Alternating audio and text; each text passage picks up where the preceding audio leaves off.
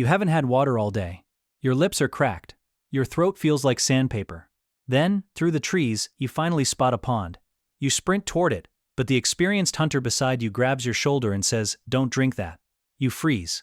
The water looks perfectly clean. No smell, no strange color, no dead animals floating in it. So why would he stop you? Because that single mouthful could kill you. For years, people have repeated one of history's biggest myths. They say ancient humans avoided water and survived almost entirely on beer or wine. It sounds believable, but it's not the whole story. The truth is much stranger.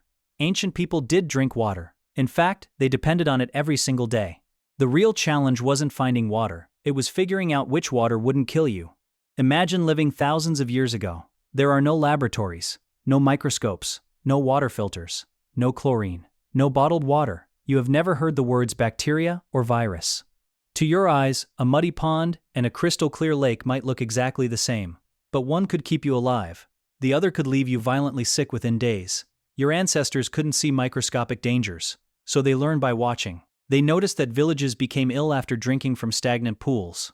They saw people get sick after floods turned rivers brown. They realized that water near human waste or animal carcasses was often followed by mysterious deaths. They didn't understand germs, but they understood patterns. Generation after generation, families passed down survival rules. Never trust still water if cleaner water is nearby. Prefer fast-moving streams. Look for fresh springs bubbling from underground. And if everyone in the village avoided a certain pond, there was probably a reason. This knowledge became one of humanity's greatest survival skills. It wasn't written in books. It was carried in memory. Parents taught children, hunters taught apprentices. Travelers shared warnings with strangers. One mistake could cost your life. That's why access to reliable water shaped almost everything about where people lived. Many settlements were built close to dependable springs or rivers with clean flow. If a well became contaminated or dried up, communities often faced severe hardship and sometimes had to move. Even some of history's greatest engineering projects existed largely to secure safer water supplies. The Romans built enormous aqueducts to transport fresh water from distant sources into crowded cities. Not because people hated drinking water, but because clean water was incredibly valuable. So where did the beer story come from?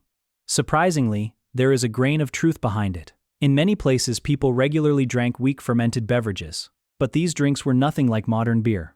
They contained very little alcohol. Many historians refer to them as small beer. Children could drink it. Workers could drink it during the day. People weren't trying to stay drunk. They were trying to stay nourished and hydrated. The brewing process often involved heating the liquid and fermentation, which could reduce some harmful microbes. As a result, these drinks could sometimes be a practical option when the safety of local water was uncertain. But they were not the only thing people drank. Ancient Egyptians relied on the Nile and carefully managed water sources. Greeks commonly mixed wine with water instead of replacing water entirely.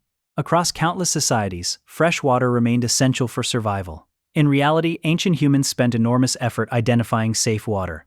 Experienced travelers learned to read the landscape.